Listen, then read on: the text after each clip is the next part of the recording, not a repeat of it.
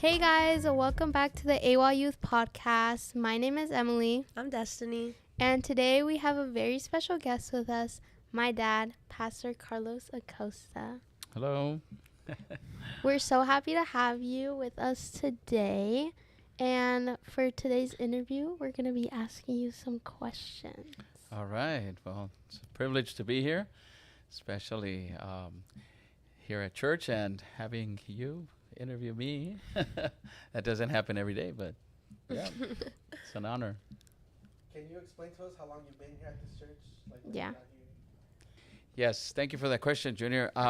Yes, I've been here for 6 years, and as a matter of fact, I am only going to be here for 6 years because I'm about to experience a change in about 2 weeks. I'm going to be transferring to a new church, so it's going to be 6 years. And how did it feel like when you first got here compared to now? Well, of course, every assignment as a pastor, it's something new. It's a whole new learning curve and getting to know people. Getting to know each church has its own way of functioning. So it was the beginning.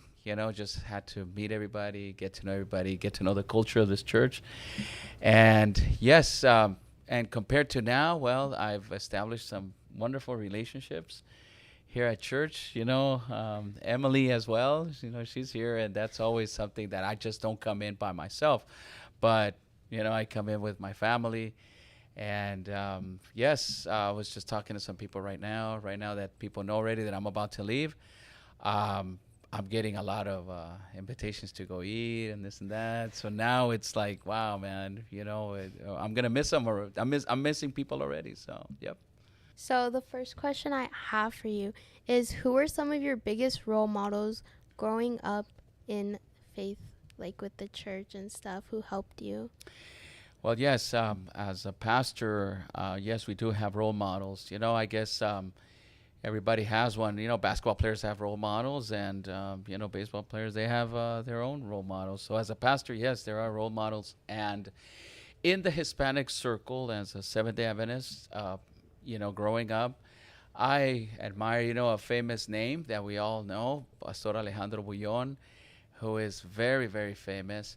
And so I always, when I would watch him speak, I would be amazed at just how God would use him to speak the right words, to touch someone's life and people who are going through difficulties. He was one of my role models. And in the English circles, I also heard some other, I know this one is, I know it is for some old people, but to me, Billy Graham was another one that I was just admire his, just his strong voice and convincing way of speaking.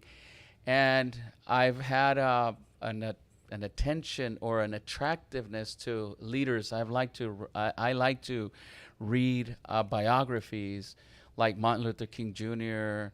and watch his speeches, and also John F. Kennedy and some other leaders that I've watched. And so all of those have combined to learn something as I approach the pastorship. Okay, going on to something a little different. Here's another question. So, what are some ways you like to connect with God outside of church, like in your personal life and like with yourself and stuff? Yeah, I love waking up early in the morning. You know that.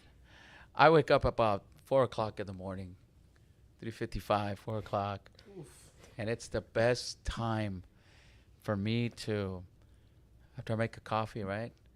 I listen to the Bible. I listen to some teaching or, a podcast. And I take notes. I write a lot of things. I have pages and pages of things that I've written, thoughts and studies, and I'm always trying to learn something. But that's the best moment, because from 4 o'clock to 6 a.m., that's when Emily wakes up at 6. So, no, I had 2 hours of just silence, quietness, peace. I'm able to open up my heart to the Lord.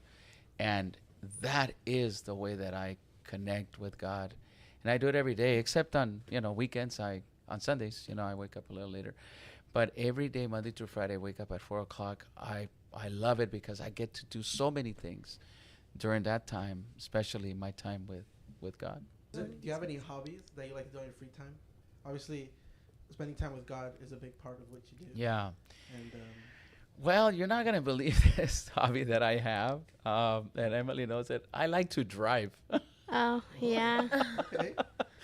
Where I live in Loma Linda, California, those that are not here, we spend a lot of time driving, and I like to drive through sceneries. We have some beautiful mountains and hills here, in Loma Linda, and San Bernardino Mountains, and I just love driving. I love having my wife or Emily and getting a coffee at Starbucks and just driving. I like to pause and look at the scenery, look at the trees. It's just beautiful, man, And another thing, which I think I retired, but I should get it back, is my hobby actually was trail running. I used to run a lot. And I just stopped doing it. I used to trail run, which is very nice because when you trail run, you know what? I'm gonna pick it up after this. You can run, you can hop, you can skip, you can go slow, fast. Whatever you like. Yes, and you just don't have to be in one pace and just, running in one type of a level like that. No, you go up and down and inside out. It's so fun. So, trail running, I love it. And driving. Okay. Do you run in like mountains or like in scenic places? Or? Yes, I haven't done it in a couple of years, but when I did, and now I'm gonna get it. I'm gonna do it. Yes, there's a lot of There's a lot of trails around you, like All Trails. That app, put it right there. And Oh yeah. one year we were so addicted to running. A friend of mine, we did 1,000 miles that year, and it was beautiful. But we go to the deserts. We go all kinds of places out there. It's beautiful. Is there one that you would recommend? Yeah, or like what's like the prettiest place you've ever run? Oh, the prettiest place, I love the desert. Really? We went towards Joshua Tree National Park, and early in the morning, it was just beautiful. You'll find a couple of rattlesnakes too, though. But we went to the desert and just we found some wildlife out there that you can't see it unless you're deep in the desert, and that was just beautiful. I can't forget that. What's the furthest you've driven? And yeah.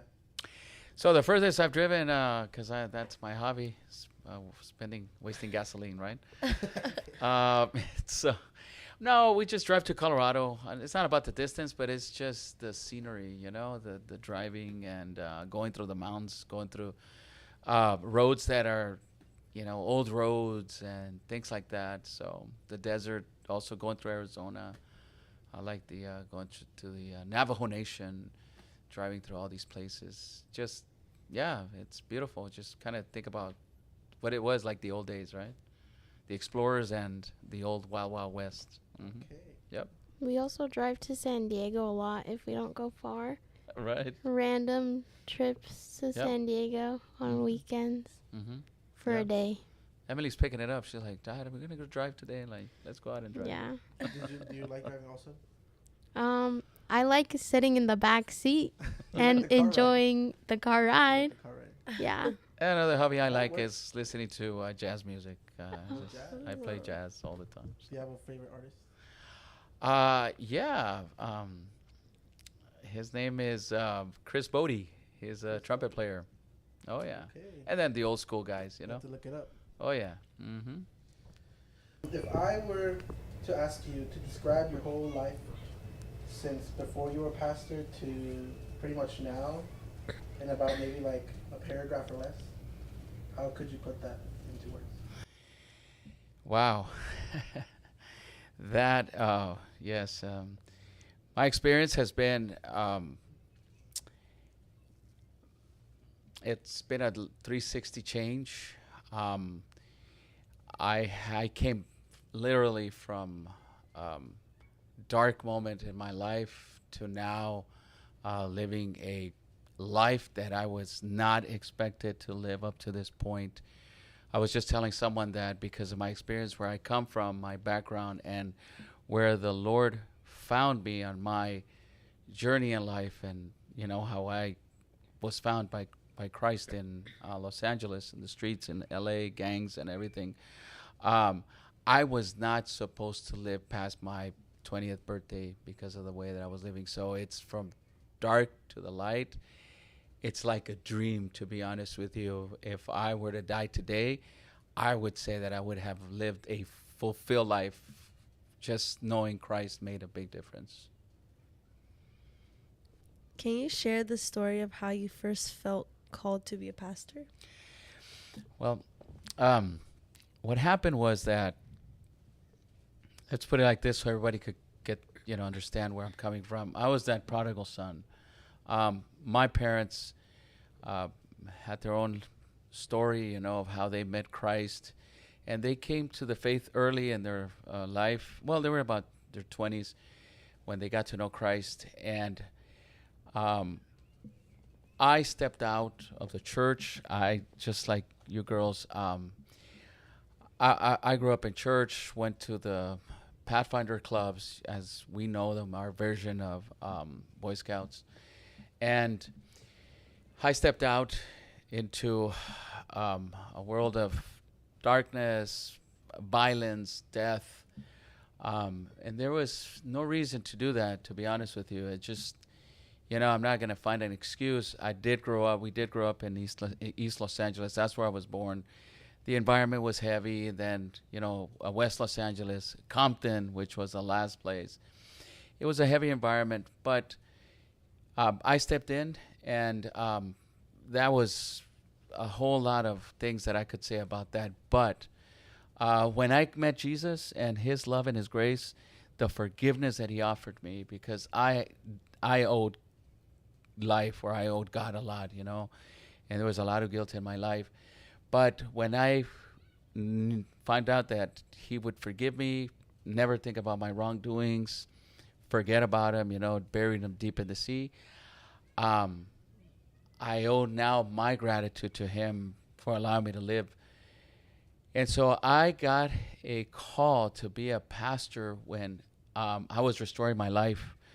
I'm going to tell you, girls, when I came to Christ, I did not graduate from high school. I graduated from a GED, got my GED.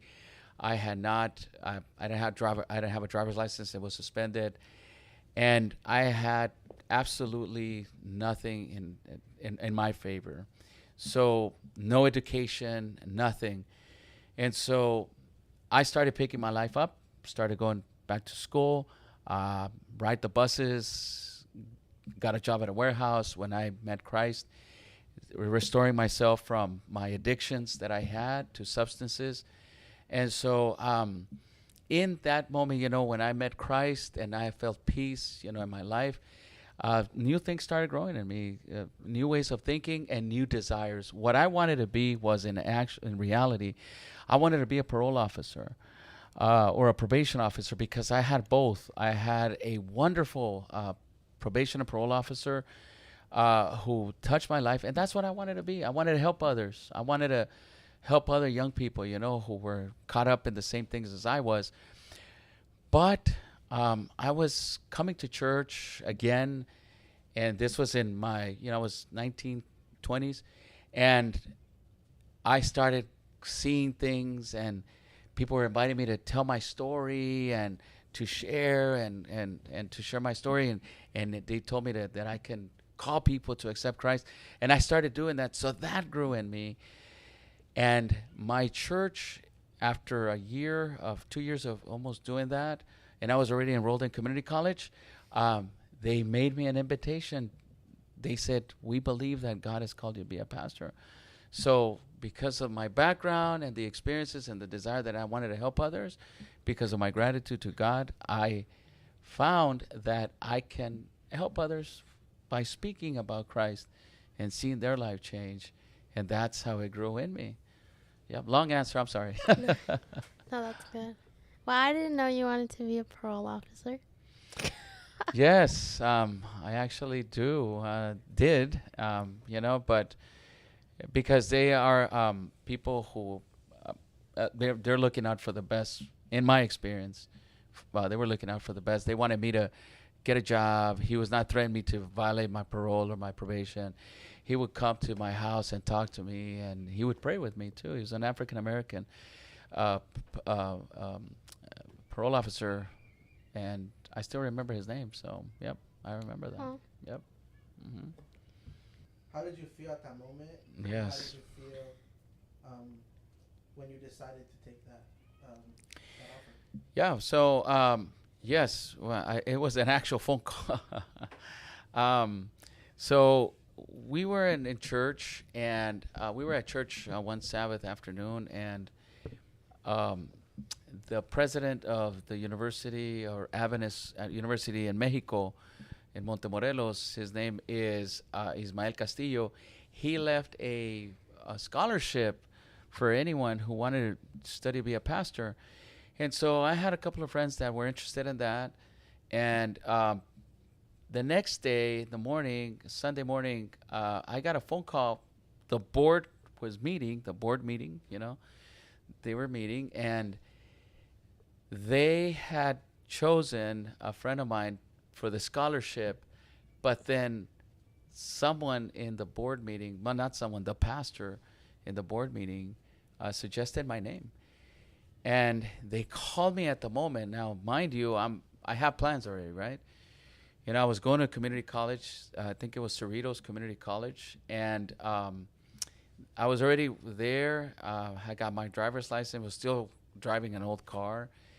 It was a junk, but I love that car. It was an old lowrider car that I had. And so I had plans. I wanted to go to school and become a parole officer and buy my mom a house and, be out there and help people. But they called me and they said, "We're here. We have you on speaker, and we want to tell you that we would like to send you to study to be a pastor, and you need to give us an answer right here, right now." And I put the phone down. I talked to my mom. I said, "Mom, this can't be happening. I got plans. I wanna buy you a house. I wanna do something good for you. And my dad and my mom told me something that changed my life at that moment. He said, "Son, if the Lord calls, you answer. Si Dios te llama, tú sigue, tú contesta, tú síguelo, sírvelo." And I was already preaching and calling people, inviting people to accept Christ, and people were answering. So she said, "Dios te está llamando, mijo. God is calling you, so follow it." And then I had to drop my plans right at that moment and now follow a new path that I didn't know where it was going to take me, but it's been a blessing. You're a result of that. Because it was through that I met your mom, so you were born. so if you would have become a parole officer, what would have happened? You would not have been here. Okay. Well, do you have anything to say maybe to those out there that maybe have plans and for some reason it seems like God is calling them to do another thing? Do you have anything to say maybe if they're uncertain? Yes. Listen. You have to always, if you're in a relationship with Christ, you have to always be on the lookout, and the amazement of how God still calls us. My call was a very, very dramatical call, actually.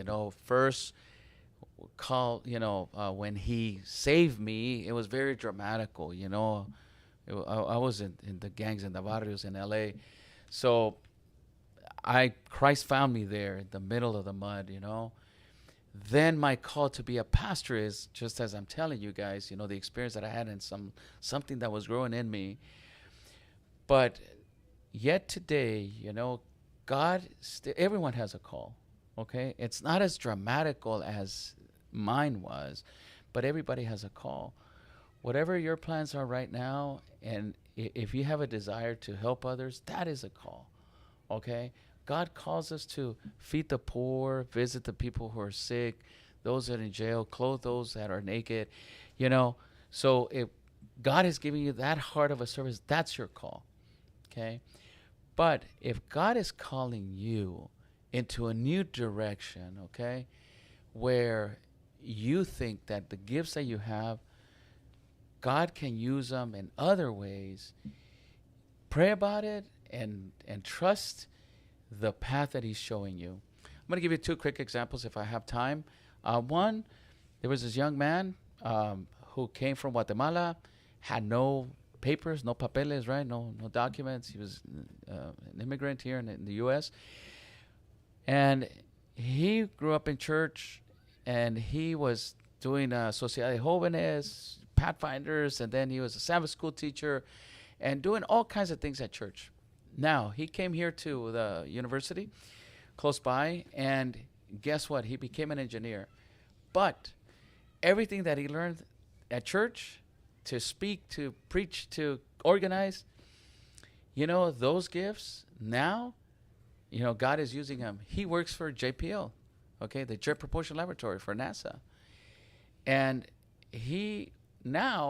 what he does, he makes presentations for the government, okay, and they asked him, when he makes these presentations, they asked him once, like, where did you learn all this? And he said, I learned it at church. I learned it at Pathfinders. I learned it at Sociedad de Jóvenes, the AY. I learned it because I was able to preach at church, make presentations, organize. So, guys, whatever you're doing right now, God is going to use it in a hospital, in a prison, in children's settings. I mean, God is going to use you. So the gifts that you have, match them to serve others, not only yourself, okay? Serve others that are in need, who need help. Use them, because whatever you're learning now, you learn here at church, God is going to use them later in your life. So follow His call. And maybe there is someone who still is going to get a call to be a pastor, Follow that. Follow that. Right. Well, I guess going back to your story, Oh, yeah. you've decided to become a pastor, and did you know that you were going to go to where you studied? No, that was a big surprise. I had the idea that I would probably study here in a university in the U.S., which is very common for, everyone who studies to be a pastor here in the United States. But no, because of our Hispanic background, the Seventh-day Adventist Church, the Hispanic Seventh-day Adventist Church, we have some main colleges in, Mexico, El Salvador, or Costa Rica. So our main school is in Montemorelos, which is in the northern part of Mexico, in Nuevo León, Monterrey, Nuevo León. And I did not know I was going to end up over there. I accepted the invitation to study, but then they said, well, you're going to be going to Mexico. Now, mind you, I am, Latino, Mexican, Salvadorian. My mom's from El Salvador. My dad's Mexicano, Mexican. But I was born here. So just thinking that I was going to go to Mexico, it threw me for a loop, because I was going to experience something new and something different. But, yeah, we made it out there. It took a while for me to catch on to my own culture. Okay. Oh. Yep. Is there anything out of the ordinary you witnessed and you were like, wow, this is so different from the U.S.? Well, when I arrived to the airport in Monterrey, we made a mistake. We said to a taxi driver, hey, venimos del otro lado, right? We're coming from the U.S. and we need to go to Montemorelos, which is an hour. And they were supposed to charge us about $50, but the guy decided to charge us like $200. So we paid 4 times the cost. And when we arrived, he dropped us off, and they asked us, like, ¿Cuánto les cobró? How much did they charge you? And we said $200, about $250. So they said, hey, they got you, man. You got played. That was different. Okay. But, A lot more welcome. scams. Yeah. Okay. All right. Yeah. Well, that's something to talk Something about. different. And how was your first couple of It was 4 years, right? You did 4 years. Yes. Can you describe the 2 years, maybe how they were? Well, it's over there, and you don't have prereqs. Every career, every degree that you're going to study, you just go straight into the program. So you don't have to do 2 years of, general education classes. And that goes for all the degrees that you study even medicine. You could skip those 4 years that you're going to go to pre-med and then go to medical school. You could skip them and you're graduating high school in May, and in August, you're already in medical school. That saves you money, a lot of time and money. So anyways, that's how it was for me. I studied 4 years, my bachelor's degree, pure theology. And then you have 1 year that you have to give as a volunteer service or as a missionary. So I volunteered and I went to South Mexico. And then back then I had to come back to do my master's degree, which that was another 2 years. Came back, so I was total like 7 years of school. Yep, but yep, that's how it went. All right. And if you could describe your first 2 years there, maybe in like one sentence. Very challenging. Challenging. Would you say like cultural, or maybe just the fact that you're just there by yourself? Maybe, I'm not sure, maybe your Spanish isn't that good?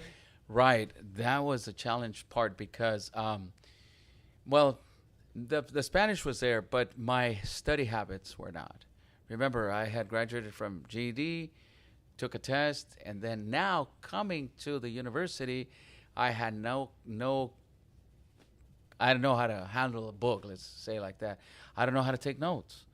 So I was just failing my classes, and I had to ask for help because I was on probation at school because they was going to boot me out, right? So I asked for a buddy of mine to help me.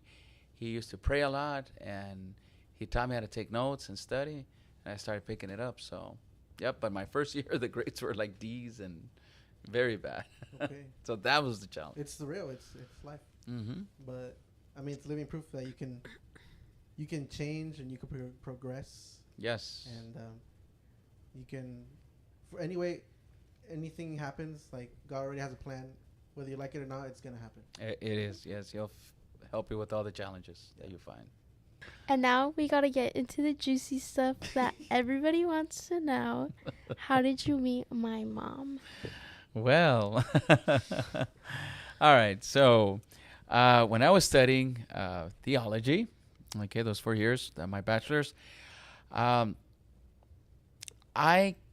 got there and I made a promise to the Lord. I said, God, I had read a book which I always recommend, and it's called I Kissed Dating Goodbye. So I did not want to date just so that, I would end up with a broken heart or me breaking someone's heart. I don't want to get too deep in someone's emotions or share mine that much, so that I wanted to kind of like be sure who I was going to date. So I asked God, I said, Lord, I want to pray, and I want to say to you, God, that I would like for you to help me, that if I meet a girl and if I fall in love with this girl, I just want to have one girlfriend in this university.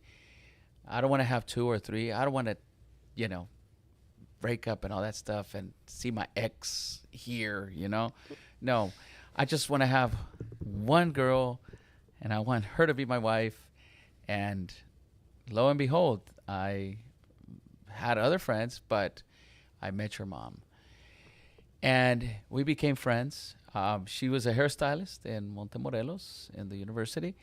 I went, got my hair cut, and we became friends. We hanged out together in the Master Guide clubs, which is, the other step after Pathfinders. And we became good friends, and we started sharing, our experiences and backgrounds, et cetera, et cetera. And one thing that I admire a lot from your mom is that she was just a nice, simple girl. I fell in love not only with her, but with her family, because Her mom would stay home, and she would cook all the three meals. They would all have breakfast, and the dad would come to lunch, during the day, and at night he would come and eat dinner with them, and they would all be together and pray and everything. It was just so beautiful. And to me, I was very impressed because I said, okay, that's the kind of home that I would like. That's the kind of life that I would like. That's the kind of woman that I would like. And yes, we we became friends for about a year, and then we courted 3 years. 3 years of I had to go ask for permission. I couldn't go inside the house. I had schedules. Yep. And to me, she was always telling me, I want my mom and my dad need to know about this, right? So when she told me that, she just told it to me once or twice, and I said, yes, that's the kind of girl that I want. So that's the kind of girl that I got. And so it was a culture clash, though, you know? Class? Yeah, because Alma, my wife, your mom, she's from Mexico, right? I mean, and I'm from over here, and the Latinos over here are not the same as over there, and we have a mix of cultures here, So my English would come out, other things, other cultural things, I would eat over there in Mexico. I would love eating burritos, but they don't make burritos over there, No, there's burritos are over here, right? So I would like eat, just different things. Okay, it was just in comparison, we were just like different things, but we enjoyed being so different that's kind of what bonded us together. So, yep, it was fun. All right. And after finishing school, um, maybe even after getting married, when was the point where you returned back here? And did you have a job lined up already? Or Right. what did you do? What happened after school? Well, after I graduated, you have interviews, and my idea was always, and this is where this is a different walk that we have with God in this sense, in my line of in my vocation. I had interviews. I always thought I was going to come here to work in the United States. I studied in Mexico, but nothing would line up over here. I came and I had interviews here in Los Angeles, here, Arizona. I had pastors I was calling to see who could hire me, and no one did. So the only people that were insisting in hiring me were in Mexico. I didn't want to work out in Mexico, and I wanted to come home after 7 years of being away. So nope. And then I had to understand that it was God calling me in that sense. And so I ended up in South Mexico, in Mérida, Yucatan, and there was no beds over there because it's really hot, and you sleep with the hammock 365 days a year, okay? So 365 days a year. So what happened was that that was my first job. Then after that, my wife and I, after we got married and everything, we finished our master's degree. We came finally to the United States, but we came over here to, I worked as a psychologist. I have a master's in counseling, and so I worked in Colorado as a psychologist. I wanted to get that experience. And so after that ended, that was for 2 years, I got my first job in a church, and we ended up coming. First we went to the North American Division, which is the headquarters of the Seventh Adventist Church here in North America in Maryland. And I did an internship there working with the youth in the youth department, so I had to travel all over the United States. That was my way in. And then after that was done, I got I got an invitation to come to LA. They said, would you like to be a pastor where you grew up, where you met Christ, where you converted? And I said yes. And so I gave that up, and I decided to be a youth pastor in LA. Was this a different church, or was this the church you were going to? Like you grew up in? No, no, no. Oh, No. never Mhm. mind. So I got an invitation to be a youth pastor in Los Angeles, which drawed my attention, and it was in L.A. specifically, right next to the Staples Center and the L.A. Convention Center. It's called the Hollywood Spanish Church. It's not in Hollywood, but it's in L.A. by Figueroa and Washington. So I accepted the invitation, and to me, that was very exciting because I was going to now be in LA, and that in itself was just a big opportunity for me to come back home to my hometown and start working in the area that I wanted to, which was to help youth in the inner cities. And that was I was so excited about that assignment. Yeah. While pastoring at your hometown church, like at your home near your hometown, in your hometown, Hmm. I don't know. Did that bring any challenges since?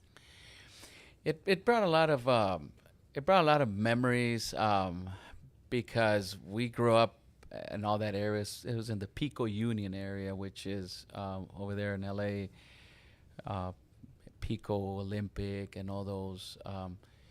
But it did bring some challenges. So the challenge was that when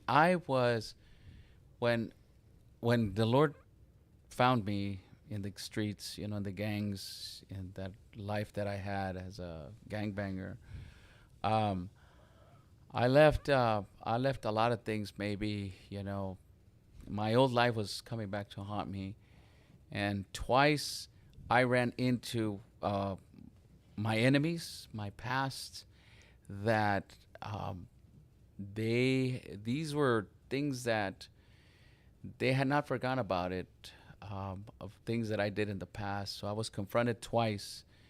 One time I did, I was confronted with an actual person who was a gangbanger in my days.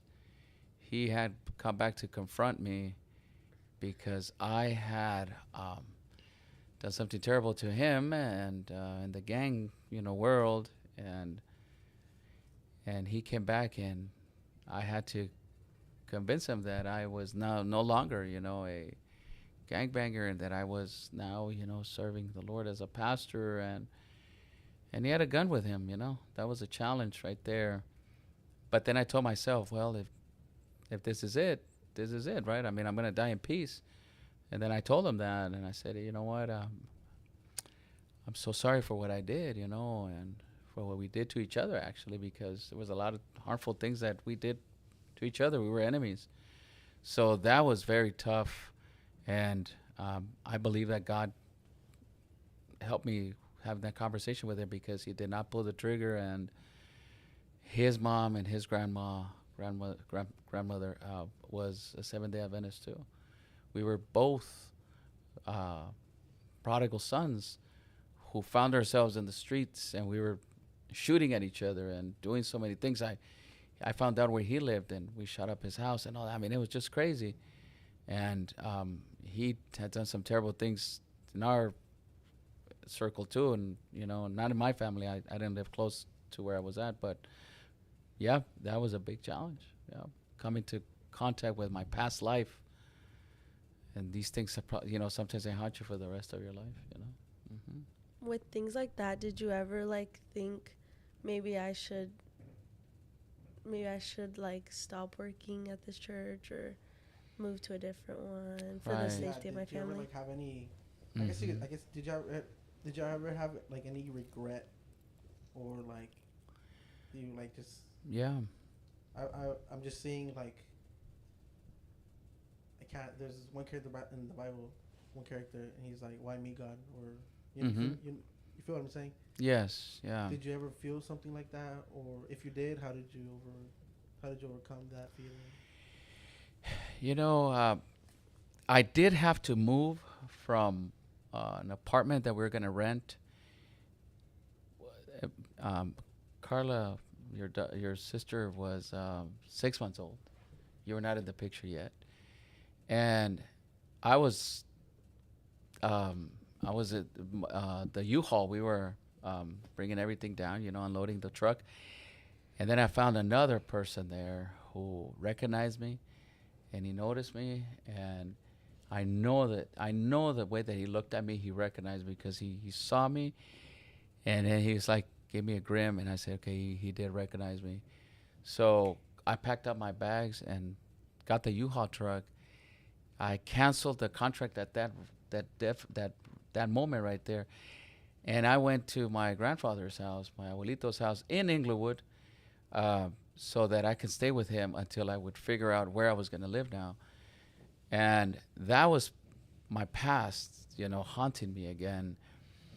I could tell you guys that one thing that did go away was fear.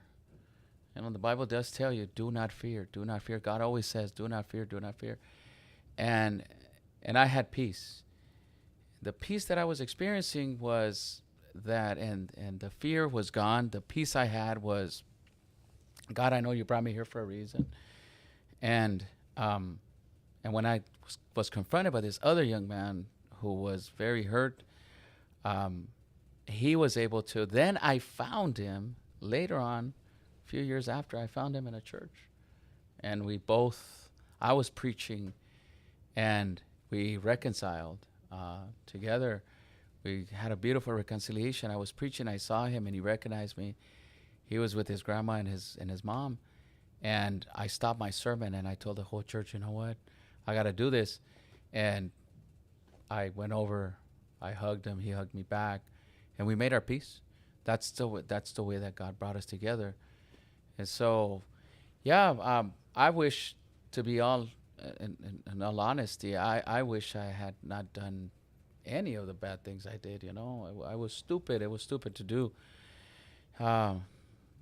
But things were done, I guess, but I had a second chance, and I said, God, I'm just going to take advantage of it until, now, not advantage in the sense that, abuse of it. No, I'm going to take advantage of the second opportunity I have to reconcile, to close all my debts, and to try to, do right in the world that I did many wrong things, Mm-hmm.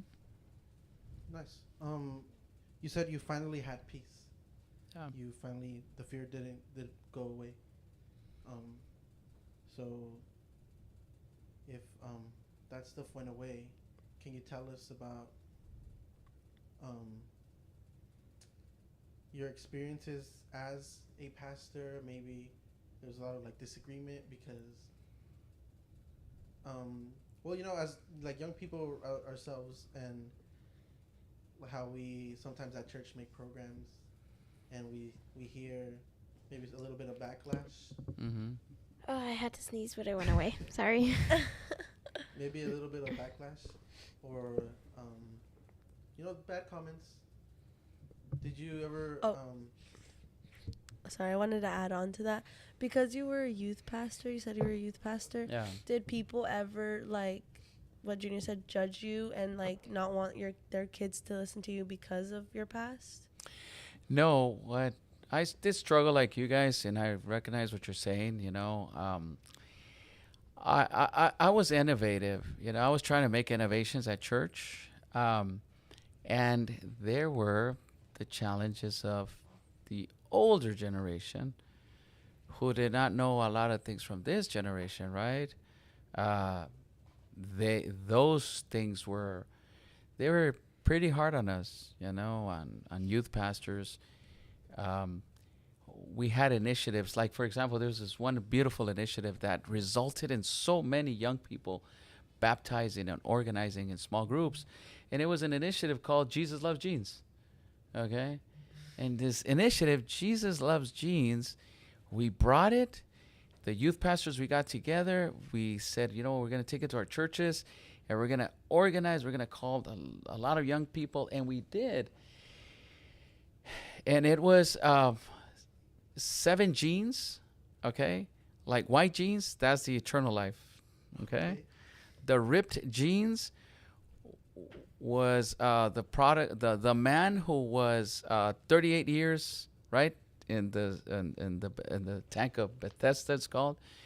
The short jeans or the short skirt jeans, that was the woman that was found in adultery, right? So these jeans represented a character in the Bible and how Jesus loves that character, right? So it was a innovative way of saying this to the young people, because young people, well, you guys are wearing jeans, right? The expensive jean, that was the rich young man, the rich young ruler. So that was one way of illustrating. So when I would preach about the jeans, that was just a way of describing the life, the encounter that Jesus had with these people. I was getting criticized. People were taking me to the board meeting and saying that I was bringing a lot of rebellion to the church. But let me tell you, that initiative, we spread it all out. We gathered about 2,000 young people in one place, the White Memorial Church in LA. And we organized with all the other youth pastors at that time from those 2,000 young people, I think about 200 small groups formed. Wow. It was amazing, man. We gave shirts, CDs, the Bible studies, because you could study this every gene. And, man, it was amazing. But, yes, I was taken to the board for listening to this song, I Could Only Imagine. Oh, wow. Yeah. Yep. And our church, some people are afraid, of innovation. I was taken to the board meeting for that because it said, "Will I dance for you, Jesus?" Right? Will I dance for you, Jesus? Oh, And so they said, "No, he's promoting dancing." And I was like, no, I'm not. David danced before the Lord. Right. And I said, what are we going to do when we see Jesus in front of us? Yeah. I'm going to bow. I'm going to be like, Jesus, man, I'm going to hug him like I meet someone exciting. When you're excited, you're like, and you jump and right? Yeah. So, yeah. So I was taken to the board for that. But you know what, guys? One thing I did not do is I did not hate anyone or be angry or walk away from my church. Even though I was a youth pastor, I was defending a lot of the youth. I told them, don't. I said, you know what? Your parents don't know about this. They haven't experienced this. And we know. And I try to educate them always say, let's listen to why I'm doing this. And then they will be like, oh, okay. So, yeah, don't hold grudges. Don't walk away from church. Don't be, stuck on being resentful. Yep.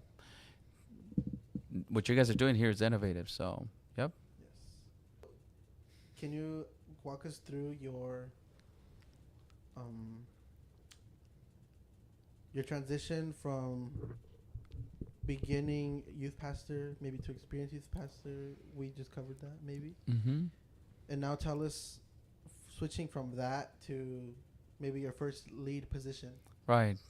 How was that? Yeah, so 3 years after I was a youth pastor, my conference president, he called me, the Southern California Conference. He called me and he said, no, the secretary, I'm sorry, he was the secretary. Then he became president, Pastor Belino Salazar. And he said, we have an assignment for you. You're going to go to lead your own church. It's going to be a solo pastor.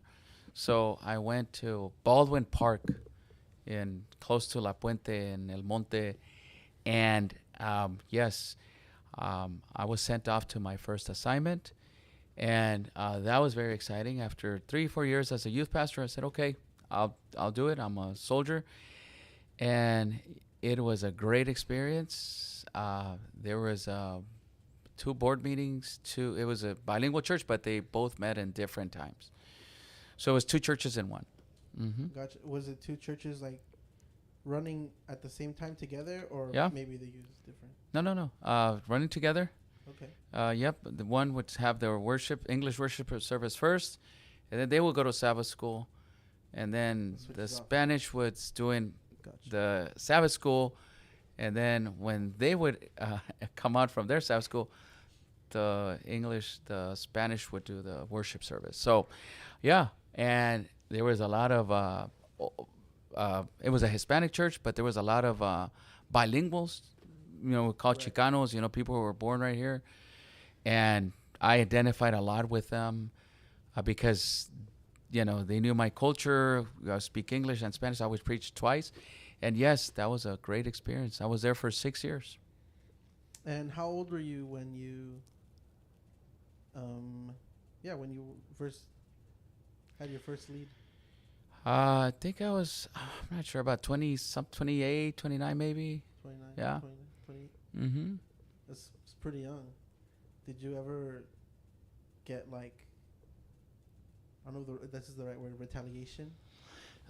Or like people don't believe in you because you're too stuff young. Like that, 'cause, I mean, I feel like that's very relatable. Yeah. If someone out here is watching.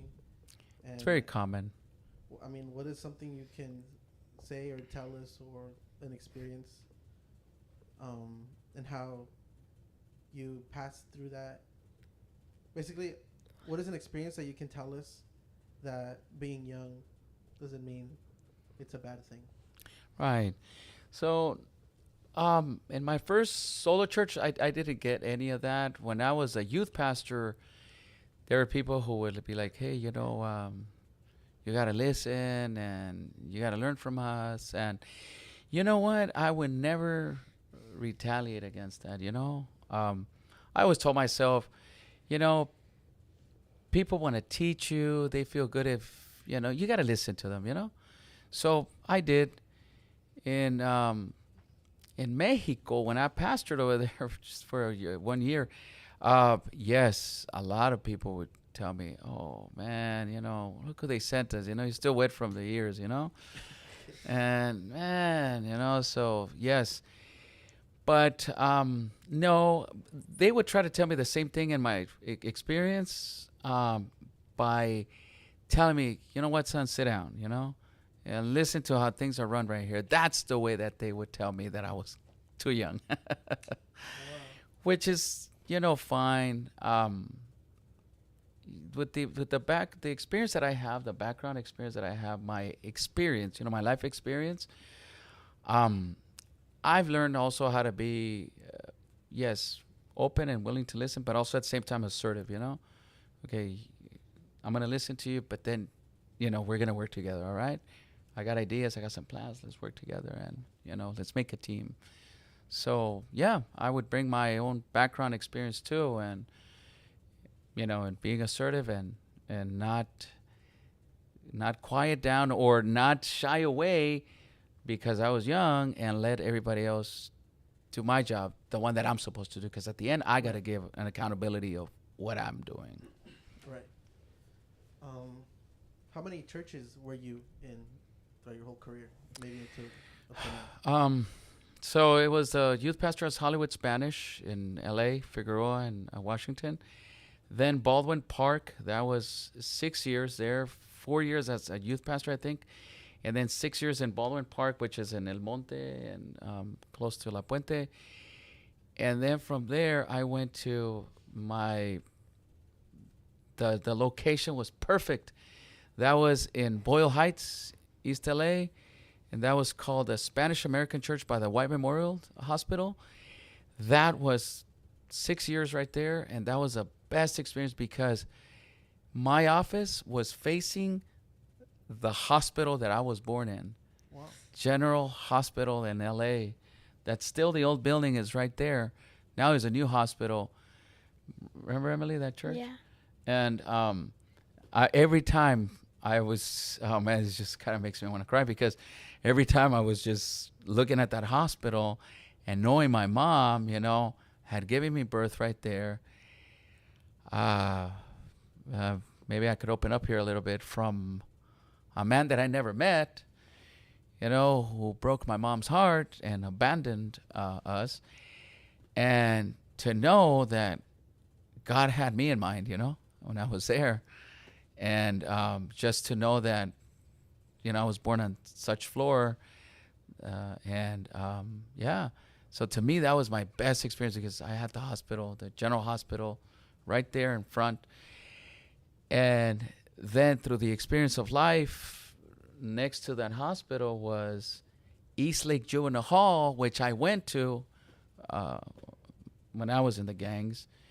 And so right there, knowing and remembering my mom, my dad showing up right there and crying, and my mom telling me, "You were born over there, and look, you're over here, arrested for this," and going to court there. And I went there many times. So that was 6 years of being at that church. That was my best experience right there. And then I was invited to come here Okay. 6 years ago. 6 And years ago. yeah, I feel like that's the pattern. Six years ago. yeah, 6'7", 6'7", 6'7". Oh wow. Okay. Yep. And The I next church is just gonna had get to a do very that. relevant pastor. That's terrible. That was great. I learned that from the youth here, from the early teens. Wow. That's terrible. How do you feel about like now, like switching churches and stuff? Oh yeah. Well, yeah, I'm coming to an end of my service here. I've been here for 6 years. We got here in 2019, and 6 months after we got here, the pandemic started, and that was a wonderful moment. Best experience as well. One of the best experiences because we hardly closed our church. We stayed open for. We stayed closed for a few weeks, but no, we got together. And now, after 6 years, which have gone by so fast, and I think I'm. It feels like I've been here less because those 2 years, we were doing a Felt like lot a of blur. things. It felt like a blur. It felt like a blur, man. I just feel like I've been here like for 4 years or 3 years, but no, it's been 6. And now I feel sad that every transition is different. No transition has been fun, but there is this thing that I know that it's like how can I say it, it's an impression that that I received in my heart, in my life, and that it's time to move on to the next assignment. I might not understand it. I might not know everything. I don't know what I'm going to face over there. Could be good, could be bad. Who knows? But all I know is that God is leading, and I have that assurance. I don't know how it's going to turn out to be honest with you. Because in other churches that I've gotten, that church in East Boyle Heights, the one that I'm telling you in front of the hospital, my first year was very difficult, very challenging, and I inherited a problem that it made me, I even broke down a couple of times because it was just a war that was going on there. So, but anyways, now, as I'm transitioning, I feel sad because we're leaving a lot of relationships here and a lot of wonderful things that we've been able to do here. And yeah, it's all about people, not things that I do, but the people that I do it with. So, like you guys. It's amazing. Is there maybe a favorite memory you have of being here for the past 6 years? I think the best memories, I have a lot of memories, but the best memories I think have been during the pandemic. The pandemic. Yeah. Why was that special to you? Because we lived, guys, a pandemic, you only heard about those things in history books, or they call them pestilences, right? Yeah. You only heard about the Black Plague, which was something like that, from books, history, but that we actually lived something like that and that we lived it together, it was just something that was surreal. I was like, this is things in the movies, but we lived it. The closing down of churches, the government telling us to stay home. You can't go to work. You can't go to church. That to me just brought a lot of scenes from the book of Revelation. When you cannot buy or sell, which is the future, and in the near future, the government will dictate you cannot buy or sell unless you have the mark of the beast. And, and you're going to be persecuted because of your faith. So I was like, man, we're living through biblical times. So that to me was very impressive. And the faith that I saw in many of you, the young people coming out, helping us with food bank, and people coming out and not being afraid. And yeah, that to me was the best times that this church has ever had. Mm-hmm. And the other memories to me are baptisms. Yep. And I baptized Destiny. Me. Yeah.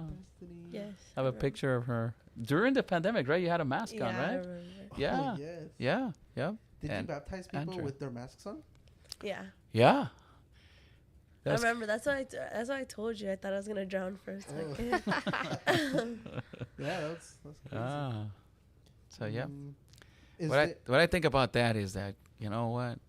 God brought me for that, you know? Yeah. Yeah. He wanted me to baptize Destiny, so. Is there a message that you have preached here that you think is very important? Maybe you can give like a 1 sentence or a 2 sentence like message to the people watching.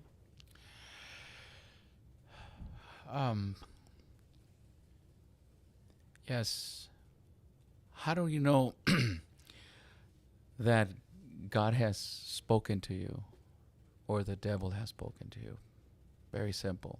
If you get this, you're going to know every time what's running through your mind is from God or from the devil. You'll know that God has spoken to you if at the end, maybe you messed up, made a bad choice, wrong decision, but there's always going to be hope. I made a mistake, but yes, God forgives me. He's calling me to come and reconcile with him again, you know? But the devil, when he speaks to you, he says, there is no hope. It's lost cause. No one loves you. That's it, you know? So how do I know God speaks to me? Because I have peace. He doesn't leave me hopeless. The devil robs and steals your hope and sends you into desperation mode. So don't get stuck. Don't get stuck there. Always come to the other side, the side of hope, because Jesus gives us hope and God gives us hope. There's always, with God, we're loved, forgiven, he's forgotten, and we're restored. We have eternal life with him now. So that's the difference right there. If people would know when God speaks with them and the devil, it has to do with hope. God leaves you with hope. Satan leaves you hopeless and abandoned. Amen. I love that. God leaves you with hope. So what's next with you? Do you know where you're going? Is there anything you'd like to say? Anything? Well, we live in Loma Linda. I live in Loma Linda, California, which is it's an hour from here, about 50 miles, I guess. And so, yeah, we were, it's 50 miles, 100 miles every time we come here for 6 years. And my car has 350,000 miles on it now. But I enjoyed it. We enjoyed it every time, right, Emily? Because we like to drive. We enjoyed taking the 91, the 57, and all these freeways, right? The 60 and the 10 freeway. I'm going to be close to home. It's Colton. It's called the Inland Spanish Seventh-day Adventist Church. And I'm going to work with 2 associates. I'm going to be the senior pastor now. And there's an associate pastor already there. And we're going to hire a youth pastor there as well. So I'm excited about that because I've had that experience once. And I would, now that the church invited me and I accepted the invitation there, I look forward to that. So it's going to be 10 minutes from home, which is another difference.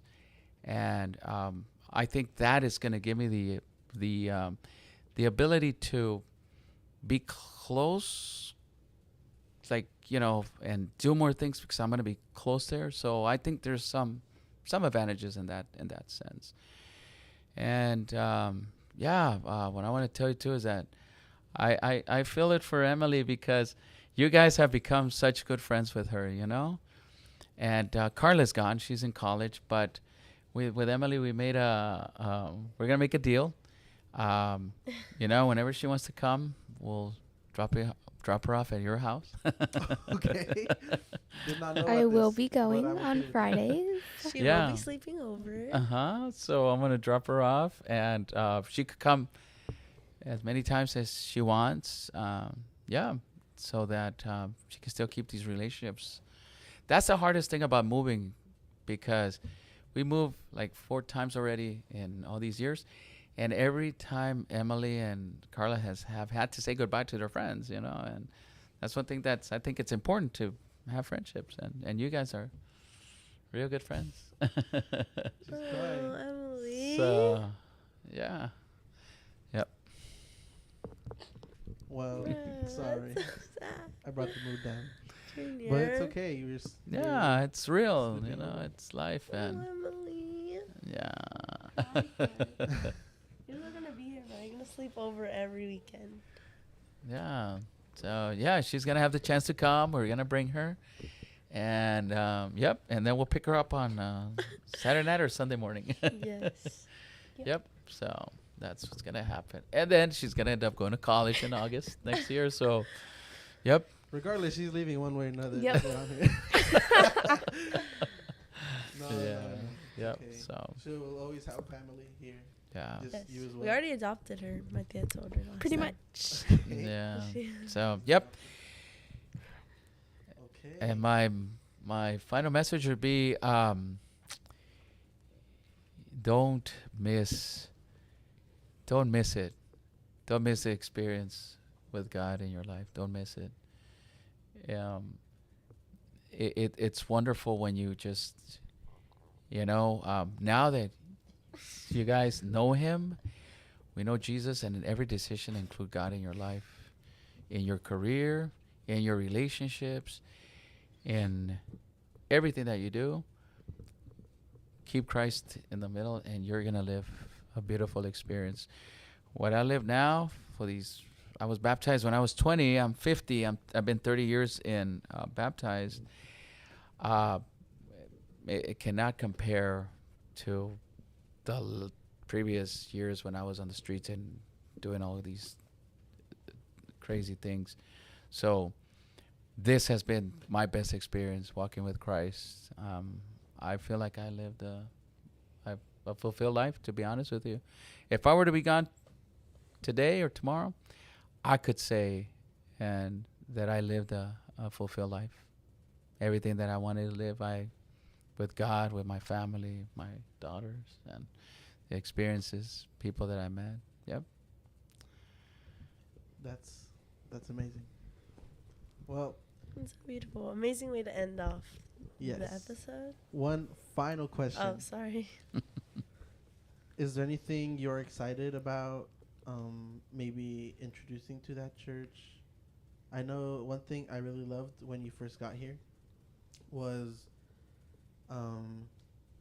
we always prayed with our families. We always got here together.